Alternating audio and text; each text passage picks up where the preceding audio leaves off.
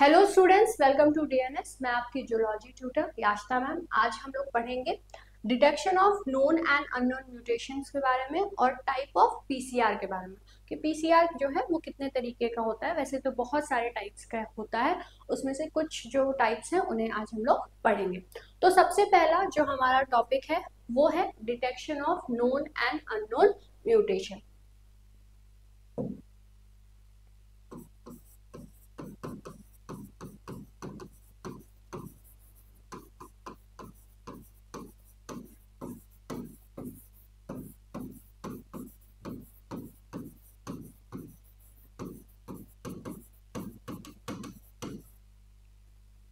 तो किस तरीके से जो नोन म्यूटेशन होते हैं और जो अननोन म्यूटेशन होते हैं उनका डिटेक्शन होता है।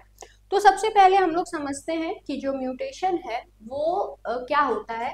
तो म्यूटेशन जो है एक सडन इनहेरिटेबल चेंज होता है। ऐसा कोई चेंज जो कि ऑल ऑफ अ सडन हुआ है और वो इनहेरिटेबल हुआ है। मतलब वो इनहेरिटेबल है, मतलब वो एक जनरेशन से दूसरे जनरेशन जा सकता है, उसे म्यूटेशन कहते हैं। म्यूटेशन जो है वो कई तरह का हो सकता है। सिंगल म्यूटेशन हो सकता है, पॉइंट म्यूटेशन हो सकता है, फ्रेंसिक म्यूटेशन हो सकता है। ये सारे इसके टाइप्स हैं।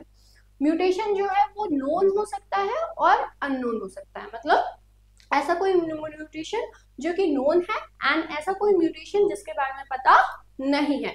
तो आखिर किस तरीके से जो म्यूटेशन है उसका डिटेक्शन किया जाता है और वो कौन कौन से मेथड्स हैं जो कि नोन जो म्यूटेशन है उसके लिए किए जाते हैं और कौन से ऐसे मेथड्स हैं जिनका यूज जो है वो अननोन म्यूटेशन में किया जाता है फॉर द डिटेक्शन पर्पस। तो सबसे पहले हम लोग डिटेक्शन ऑफ म्यूटेशन को पढ़ते हैं, ठीक है।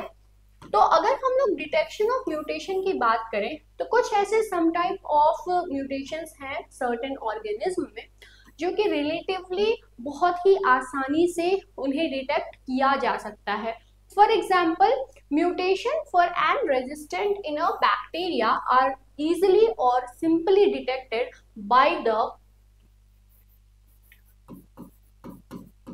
plating bacterial cells on a medium containing a concentration of the concerned antibiotic that is known as selective medium।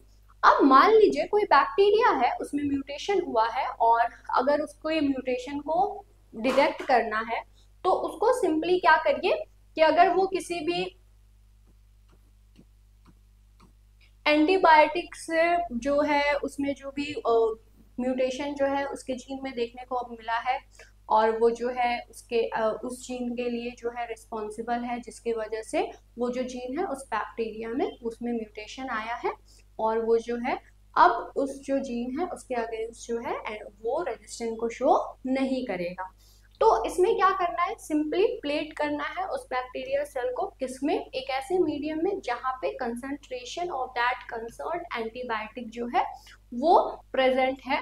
अब अगर यहाँ पे जो कॉलोनीज है अगर ऐसे मीडियम में प्रोड्यूस हो रहे हैं तो मतलब इनमें जो रेजिस्टेंट है उस एंटीबायोटिक के अगेंस्ट तो वो जो है प्रेजेंट है। इस वजह से वो जो है वो उस जो कल्चर मीडिया है उस पर वो ग्रो हो सका है। मतलब इसको सिंपली ऐसे समझा जा सकता है कि मान लीजिए कोई ऐसा बैक्टीरिया है जिसके जो जीन थे वो पहले कैसे थे कि वो जो है उस पर्टिकुलर एंटीबायोटिक से रेजिस्टेंट नहीं थे, लेकिन कुछ म्यूटेशन हुआ है, अब वो क्या हो गए हैं, उस एंटीबायोटिक से रेजिस्टेंट हो गए हैं। तो अगर उस जो बैक्टीरिया है उसको ऐसे किसी कल्चर में डाला जाए ताकि जिस कल्चर में क्या है उस वो जो एंटीबायोटिक है वो प्रेजेंट है, तो अब ये बैक्टीरिया क्या हुआ है, बैक्टीरिया जो है वो रेजिस्टेंट हो गया है। क्यों? क्योंकि इसके अंदर म्यूटेशन हुआ है और ये क्या हो रहा है, उस जो एंटीबायोटिक है उससे रेजिस्टेंट हो चुका है। तब क्या होगा कि अगर उस कल्चर में डाला जाए बैक्टीरिया को तो बैक्टीरिया की कॉलोनी जो है आफ्टर सम टाइम जब इंक्यूबेशन हो जाएगा तो आफ्टर सम टाइम ये देखने को मिलेगा कि जो बैक्टीरिया की जो कॉलोनी है वो ग्रो होगी और उसके जो नंबर हैं वो इंक्रीज होंगे। इसका मतलब ये है कि ये ऐसे बैक्टीरिया हैं जिनके अंदर म्यूटेशन हुआ है, एंटीबायोटिक रेजिस्टेंट जीन जो है वो डेवलप हो चुकी हैं और इस वजह से ये जो एंटीबायोटिक है उनसे रेजिस्टेंस को शो कर रही है, जिसकी वजह से इस एंटीबायोटिक का कोई भी इफेक्ट उस बैक्टीरिया के ऊपर देखने को नहीं मिला है, उस बैक्टीरिया के ग्रोथ में किसी भी तरह का जो दिक्कत है वो नहीं आया है और बैक्टीरिया क्या किया है, आसानी से ग्रो कर गया है। तो ये जो है एकदम ही कॉमन मेथड है। कॉमन क्या मतलब, बहुत इजी मेथड है डिटेक्शन का, कि अगर कोई म्यूटेशन हुआ है तो इस तरीके से उसे डिटेक्ट किया जा सकता है। लेकिन अगर डिटेक्शन जो है मॉर्फोलॉजिकल म्यूटेशन की बात करें यूकैरियोट्स के अंदर, तो इसके लिए बहुत तरह के जो एग्जामिनेशन है each of the individual of that population for that mutant gene, इसकी रिक्वायरमेंट होती है। और ये जो है नॉट ओनली एक बहुत ही ज़्यादा हार्ड जॉब या बहुत ही ज़्यादा टफ वर्क हो जाता है, साथ ही साथ में बहुत ज़्यादा टाइम कंज्यूमिंग भी रहता है, और इसमें ये चांसेस भी होते हैं कि हर इंडिविजुअल का अगर चेक करना है तो इसमें सोर्स ऑफ एरर भी हो सकता है। तो आखिर ऐसे कौन कौन से मेथड्स को यूज़ किया जाए जिसके थ्रू जो नोन म्यूटेशन है उसका पता लग सके और जो अननोन म्यूटेशन है उसका पता जो है वो लग सके, उसके डिटेक्शन के लिए यूज हो सके। तो उसके लिए जो है बहुत सारे जो मेथड्स हैं वो दिए गए हैं। जैसे कि नोन एंड अननोन म्यूटेशन जो है वो डिटेक्ट होता है by using a variety of method, जैसे कि पीसीआर हो गया। पीसीआर क्या होता है, पीसीआर मतलब पॉलीमरेज चेन रिएक्शन, ठीक है। तो पॉलीमरेज चेन रिएक्शन हो गया, या डीएनए सीक्वेंसिंग हो गया, या जेल इलेक्ट्रोफोरेसिस हो गया। तो ये ऐसे कुछ मेथड्स हैं जिनके थ्रू नोन और जो अननोन म्यूटेशन है उसे डिटेक्ट किया जा सकता है। अब ऐसे मेथड्स जो कि नोन म्यूटेशन के लिए यूज किए जाते हैं इसके डिटेक्शन पर्पस के लिए, तो methods for detecting known mutation, ये कौन कौन से मेथड्स हैं जो कि यूज किए जाते हैं नोन म्यूटेशन को डिटेक्ट करने के लिए। तो पहला जो मेथड है वो है पीआर-पीसीआर, मतलब proof reading PCR, proof reading polymerase chain reaction. इसमें क्या होता है कि ये जो प्राइमर 3 एंड है इस पे जो है इस पे अलाइन किया जाता है with the suspected mutation site, जहां पे एंड अलोंग विद दैट जो 3 प्राइम OH है ये रिप्लेस कर दिया जाता है विद अ ब्लॉकिंग ग्रुप, ठीक है। उसके बाद जो हाई रेजोल्यूशन मेल्ट HRM है, इसमें क्या होता है, इसमें एक सुपर मिक्स जो है ये होता है जो कि यूजफुल होता है to discriminate between the SNPs। तो ये जो है यूज किए जाते हैं मेथड्स नोन म्यूटेशन को डिटेक्ट करने के लिए। तो इसे आप नोट कर लीजिए।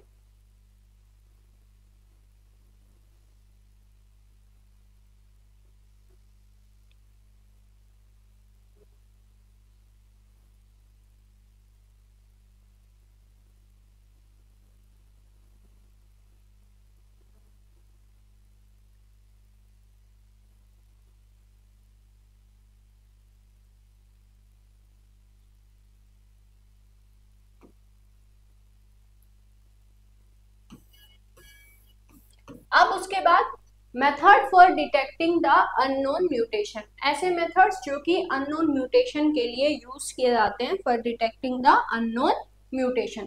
पहला होता है डीनेचुरेटिंग ग्रेडियंट जेल इलेक्ट्रोफोरेसिस, जिसे DGGE कहा जाता है। इसके अंदर क्या होता है, ये एक रैपिड और रिलायबल मेथड होता है जो कि डिटेक्ट करता है सिंगल बेस डिफरेंस को, और इसके थ्रू इजिली जो अननोन म्यूटेशन है वो डिटेक्ट हो जाते हैं, ठीक है। उसके बाद जो दूसरा मेथड है जो कि यूज किया जाता है for the detection of unknown mutation, वो है सर्वाइवर न्यूक्लियस, जिसके अंदर ये जो है डीएनए इंडोन्यूक्लियस को यूज करता है जो कि क्लीव करता है मिसमैच साइट्स को डीएनए स्ट्रैंड्स में, और फिर जो भी अननोन म्यूटेशन है उसको डिटेक्शन के लिए जो डिटेक्शन है वो होता है। उसके बाद जो थर्ड मेथड है for the detection of unknown mutation, वो है genetic linkage and analysis, genetic linkage analysis, जिसमें ये क्या करता है डीएनए मार्कर्स जैसे कि STR या VNTR इसका यूज करता है ताकि आइडेंटिफाई हो सके जेनेटिक वेरिएंट्स और जो अननोन म्यूटेशंस हैं उन्हें डिटेक्ट किया जा सके।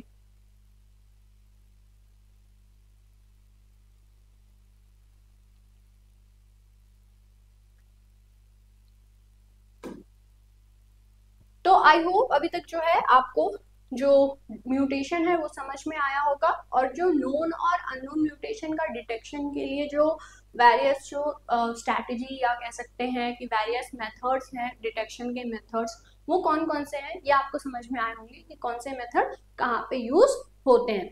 उसके बाद जो है हम लोग अब पढ़ेंगे पीसीआर के बारे में कि पीसीआर क्या होता है, क्योंकि हमारा जो सेकंड टॉपिक है वो है टाइप ऑफ पीसीआर। तो टाइप ऑफ पीसीआर को समझने से पहले हमें समझना होगा कि पीसीआर क्या होता है। तो पीसीआर जो है वो होता है पॉलीमरेज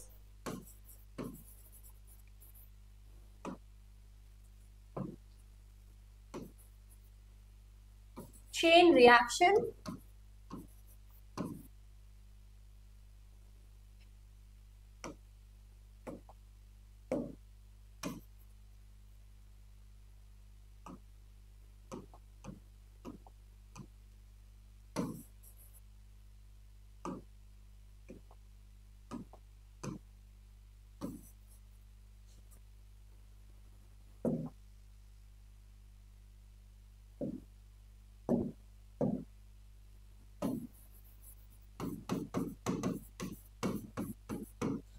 पॉलीमरेज चेन रिएक्शन ये एक ऐसा रिएक्शन होता है जो कि चेन जो डीएनए है उनके जो लेंथ है उनके इंक्रीजमेंट के लिए यूज होता है, या कह सकते हैं पॉलीमराइजेशन के लिए जो है ये हेल्पफुल होता है। तो इसके अंदर मेनली 3 स्टेप्स होते हैं जिसके थ्रू ये पीसीआर जो है वो वर्क करता है। पहला होता है डीनेचुरेशन का प्रोसेस, दूसरा होता है अनीलिंग का प्रोसेस, और तीसरा होता है एक्सटेंशन का प्रोसेस। तो डीनेचुरेशन में होता क्या है कि डीनेचुरेशन में लगभग 92 से लेके 98 डिग्री सेल्सियस जो टेम्परेचर है वो दिया जाता है डीएनए को, और डीएनए इतने ज्यादा टेम्परेचर पे क्या होता है डीनेचर हो जाता है, मतलब जो डबल स्टैंडर्ड डीएनए है वो सिंगल स्टैंडर्ड डीएनए में टूट जाता है। ठीक है, तो मतलब डबल स्टैंडर्ड जो डीएनए है वो सिंगल स्टैंडर्ड डीएनए बन जाता है। अब इसके बाद क्या होता है, ये लगभग 20 से लेके 30 सेकंड की ये टेम्परेचर जो है दी जाती है, जिससे हाइड्रोजन बॉन्ड जो है कॉम्प्लीमेंट्री बेसिस के बीच में जो कि डीएनए में प्रेजेंट होता है उनमें जो ये हाइड्रोजन बॉन्ड है ये टूट जाता है, और जो डीएनए है वो डीनेचर हो जाता है, जिसकी वजह से जो डीएनए है वो सिंगल स्टैंडर्ड डीएनए मॉलिक्यूल्स को दे देता है, double standard DNA molecule single standard DNA molecule में कन्वर्ट हो जाता है। उसके बाद सेकेंड स्टेप है अनीलिंग का। ये एक ऐसा स्टेप है जिसमें थोड़ा सा जो टेम्परेचर है वो डिक्रीज कर दिया जाता है, 50 से लेके 65 डिग्री सेल्सियस तक ये टेम्परेचर रखा जाता है फॉर 25 से लेके 40 सेकेंड्स के लिए। और फिर इसमें जो है प्राइमर्स का जो अनीलिंग का प्रोसेस है वो होता है, प्राइमर्स आते हैं अटैच होते हैं इस सिंगल स्टैंडर्ड डीएनए पर, और हाइड्रोजन बॉन्ड के थ्रू ये अटैच होते हैं, और यहाँ पे पॉलीमरेज जो है वो भी ऐड होता है to this primer template hybrid पर, और जो डीएनए पॉलीमराइजेशन है वो नेक्स्ट स्टेप से स्टार्ट होता है। अब जो तीसरा स्टेप है जो कि क्या कहलाता है एक्सटेंशन।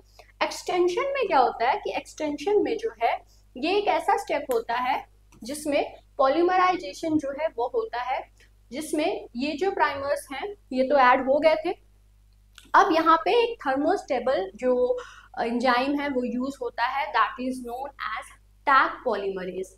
ठीक है, ये यहाँ पे यूज होता है, ये थर्मोस्टेबल ये एंजाइम या पॉलीमरेज इसलिए यूज होता है क्योंकि टेम्परेचर हाई रहता है, यहाँ पे 72 डिग्री सेल्सियस टेम्परेचर रहता है, तो इतने टेम्परेचर पर एंजाइम जो है सही से वर्क करे ऐसा कोई एंजाइम या ऐसा कोई पॉलीमरेज यूज होना चाहिए जो कि क्या हो, जो कि इफेक्टिव हो, जो कि क्या हो, जो कि बहुत ज्यादा थर्मोस्टेबल हो, जिसपे टेम्परेचर का इफेक्ट ना देखने को मिले। ठीक है, तो ऐसा ही थर्मोस्टेबल जो एंजाइम है वो यूज होता है, दैट इज टैक पॉलीमरेज। ये क्या करता है, ये जो है ये जो स्टैंड है उसको एक्सटेंड करने का काम करता है, और जो भी कम्प्लीमेंट्री स्टैंड है उसको बनाता है by adding the matched dNTPs, और ये 5 प्राइम टू 3 प्राइम डायरेक्शन में at temperature of 72 degree Celsius ये सिंथेसिस करता है, फाइनल जो एलोंगेशन है वो हो जाता है, जिसके बाद जो है ये 5 से 15 मिनट तक ये प्रोसेस होती है, और जो सिंगल स्टैंडर्ड डीएनए था उसके जो सेकंड जो कम्प्लीमेंट्री पेयर है वो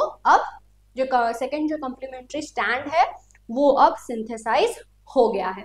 तो ये जो स्टेप है ये ओवर 20 से लेके 30 साइकिल तक होता है, जिसके थ्रू जो डीएनए है वो बहुत ज्यादा अमाउंट में वो सिंथेसाइज हो सके। अब इसके बाद अब हम लोग जो है टाइप ऑफ पीसीआर के बारे में पढ़ेंगे, जिसमें हम लोग डिफरेंट जो टाइप्स हैं पीसीआर के उन्हें हम लोग डिस्कस करेंगे कि पीसीआर जो है बहुत सारे डिफरेंट टाइप्स का होता है, और डिफरेंट टाइप्स ऑफ पीसीआर का जो तरीका है, मेथड है, वो जो है कुछ थोड़ा सा डिफरेंट होता है, उसमें जो एलिमेंट्स हैं वो थोड़े डिफरेंट यूज होते हैं, और डिफरेंट पीसीआर डिफरेंट जो पर्पसेस हैं या प्रोसेसेस हैं उसके लिए यूज होते हैं। तो पहला जो है वो है रिवर्स ट्रांसक्रिप्टेज पीसीआर, जिसे आरटीपीसीआर कहा जाता है। इसमें क्या होता है कि एक जो स्टैंड होता है आरएनए मॉलिक्यूल का, ये ट्रांसक्राइब होता है reversibly into its complementary DNA that is known as cDNA using the help of reverse transcriptase enzyme.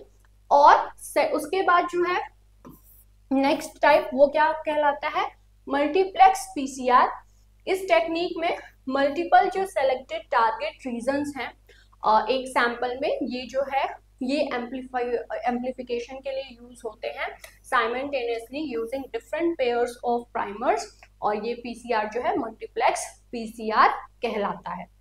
उसके बाद नेस्टेड पीसीआर होता है। इसके अंदर जो है दो सक्सेसिव पीसीआर प्रेजेंट होते हैं। जो प्रोडक्ट होता है पहला पीसीआर रिएक्शन का, वो यूज होता है as a template for the second PCR. ये ऐसा टाइप ऑफ पीसीआर है जो कि यूज होता है एम्प्लीफिकेशन टेक्निक के लिए, और एम्प्लीफिकेशन इसमें होता है टेम्पलेट का in low copy number in the specimens, उनमें ये यूज होता है। ये जो है इसका बेनिफिट होता है इंक्रीज, इसकी जो अगर हम लोग बात करें इस पीसीआर के यूज करने का, तो इसके पास जो है बेनिफिट होता है इंक्रीज सेंसिटिविटी का और स्पेसिसिविटी का। ठीक है, उसके बाद नेक्स्ट जो टाइप है वो होता है रियल टाइम पीसीआर।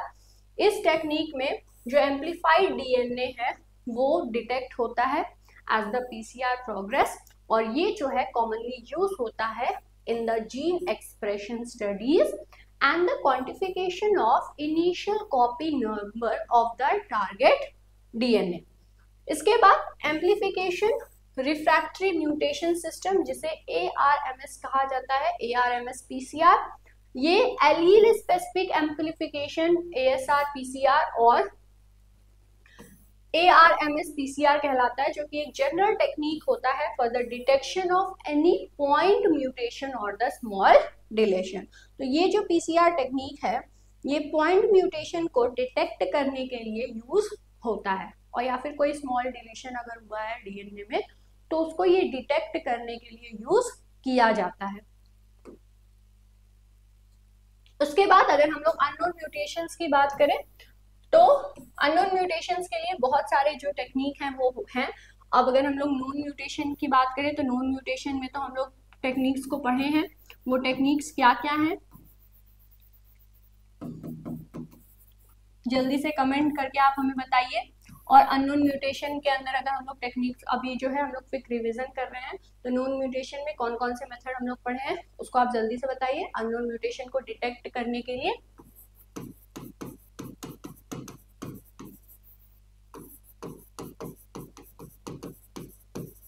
जो मेथड्स यूज किए जाते हैं उसको हम लोग अभी पढ़ेंगे। तो पहला जो है वो है सिंगल स्टैंड कन्फर्मेशनल पॉलीमॉर्फिज्म, जिसे कहते हैं SSCP। इसमें जो डीएनए का फ्रैगमेंट है वो डीनेचर किया जाता है और फिर से रीनेचर किया जाता है अंडर स्पेशल कंडीशन, ताकि प्रिवेंशन हो सके formation of the double standard DNA का। इसके बाद ये अलाउ करता है कन्फर्मेशनल स्ट्रक्चर्स को जो कि फॉर्म करे किसमें, सिंगल स्टैंडर्ड फ्रैगमेंट में। उसके बाद डीनेचरिंग ग्रेडियंट जेल इलेक्ट्रोफोरेसिस, जिसे DGGE कहा जाता है। इस DGGE में ये क्या होता है, ये इस चीज पर डिपेंड होता है कि डिफरेंस जो है melting behaviour of the small DNA fragments का कितना है, जो कि लगभग 200 से लेके 700 बेस पेयर के होंगे। इवन सिंगल बेस सब्सटीट्यूशन जो है वो कॉज करा सकता है, एक बहुत ही ज्यादा डिफरेंस को क्रिएट कर सकता है।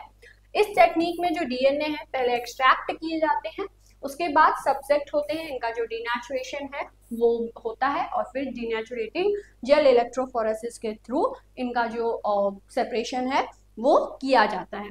तो आई होप आपको ये जो चीज है ये समझ में आई होगी। इसके बाद हेटेरोड्यूप्लेक्स एनालिसिस में क्या होता है, ये एक मिक्सचर होता है wild type and mutant DNA molecule का, जो कि डीनेचर होता है और फिर रीनेचर इसका किया जाता है ताकि जो प्रोडक्शन है हेटेरोड्यूप्लेक्स के वो हो सके।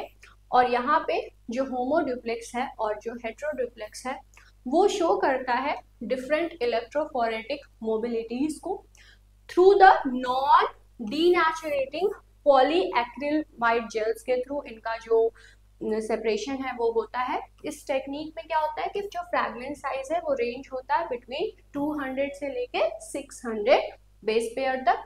नियरली 80% ऑफ द जो पॉइंट म्यूटेशंस होते हैं वो जो है डिटेक्ट किया जाता है बाय हेटेरोड्यूप्लेक्स एनालिसिस के थ्रू।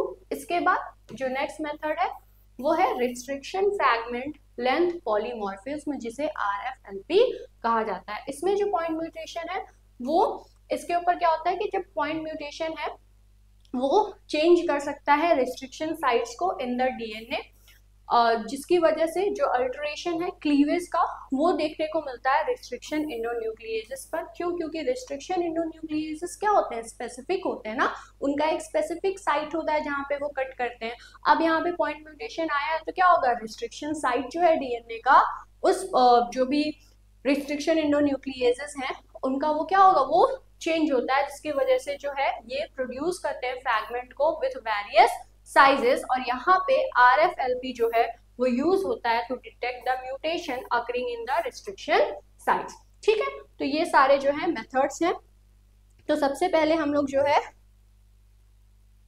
डिटेक्शन ऑफ जो नोन म्यूटेशन है उसके लिए क्या क्या स्टेप्स हैं वो पढ़े हैं। फिर उसके बाद डिटेक्शन ऑफ अननोन म्यूटेशंस के लिए जो भी प्रोसेसेस हैं, जो भी प्रोसीजर्स हैं वो कौन कौन से हैं उसे हम लोग डिस्कस किए हैं। फिर PCR क्या होता है और उसके टाइप्स क्या हैं वो सब हम लोग पढ़े हैं, और along with that quick revision भी हम लोग कर लिए। आई होप आपको समझ में अच्छे से आया होगा। एट लास्ट अगर आप चाहते हैं कि आपका जो भी सिलेबस है वो अच्छे से कंप्लीट हो और जितने भी जो सिलेबस के जो भी टॉपिक्स हैं वो आपको अच्छे से समझ में आए, तो उसके लिए आप हमारे नवोद्भव बैच से ज्वाइन हो सकते हैं। इसके लिए आपको करना क्या है, इसके लिए सिंपली आपको DNS एडुकेयर ऐप जो है प्ले स्टोर से डाउनलोड करना है और आप इनरोल हो सकते हैं उसमें।